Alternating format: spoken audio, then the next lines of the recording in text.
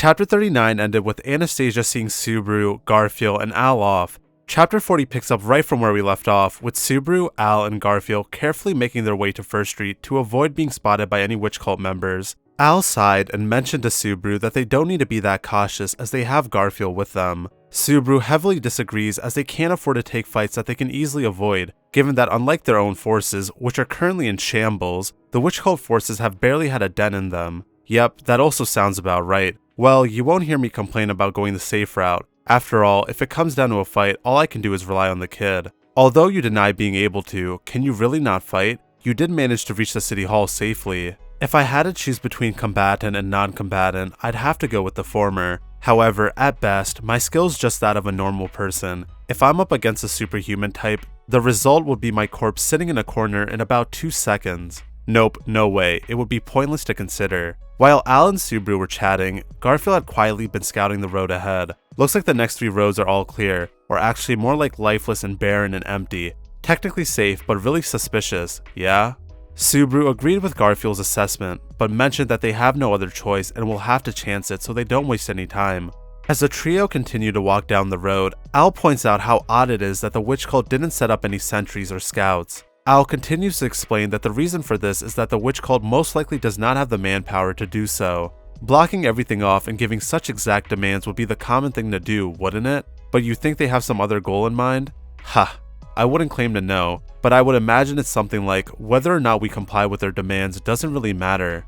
Then, it's like they're just toying with us. The thought of those scumbags toying with innocent people's lives angered Subaru greatly. Garfiel, not being able to take it any longer, threatens Al to stop putting negative thoughts in Subaru's head, otherwise he will kill him right now.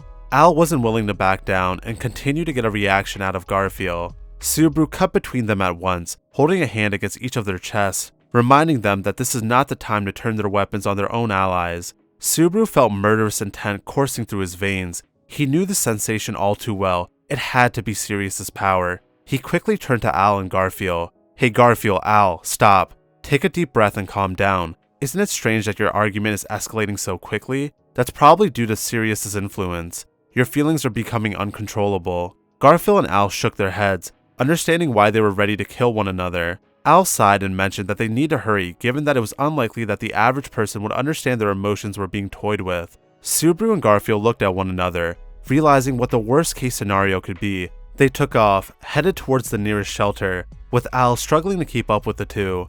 When Subaru opened the door to the shelter, he was left speechless. The entire shelter was covered in blood. They killed and killed.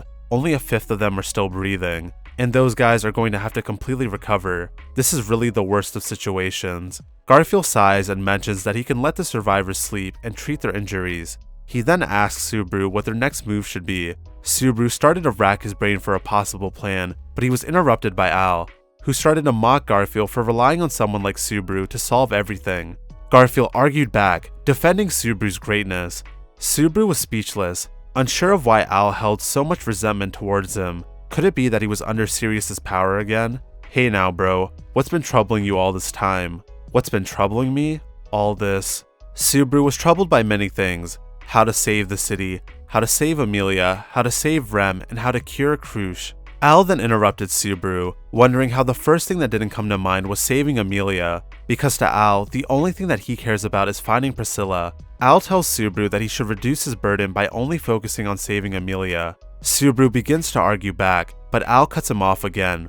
Are you trying to be a saint or a hero? If so, you should have a limit. Subaru was utterly confused and asked Al if he was really on their side. Al reassured Subaru that he is on their side, but wanted to be realistic. You could do that too, bro. Save just Amelia and run away. You'll be just fine. Anyway, pests like the witch cult will just come back even if they're defeated here. Just like bandits on the side of the road, yeah? You'll just lose something by interacting with it. Subaru tells Al that he doesn't find it a hassle to put everyone else's interests before his own. Following that, Subaru tells Garfiel that they will let the Iron Fang handle the survivors in the shelter and they will go back to the city hall. Subaru then turned back to Al. My mind's been made, although in a different direction than you were hoping for. As you like, bro. At least, unless I confirm that I can't find the princess before it becomes meaningless for me to stick with you, I'll follow you everywhere, bro. The trio then left the shelter. On their way back to the city hall, Al waited until Subaru and Garfiel were far enough where they couldn't hear him.